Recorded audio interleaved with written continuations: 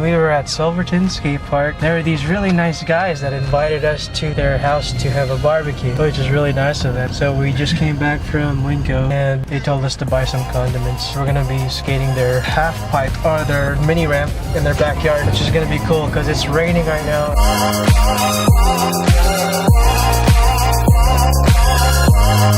Turn left onto 24th Street Northeast, and the destination is on your right. Yes, ma'am. Hey, we're here. We're gonna meet the rest of the people. We're gonna have a really awkward conversation about barbecue and skate park. We brought condoms for the barbecue. Said to bring condoms, right? We're over at our friend's house. Check out this ramp. It's absolutely amazing.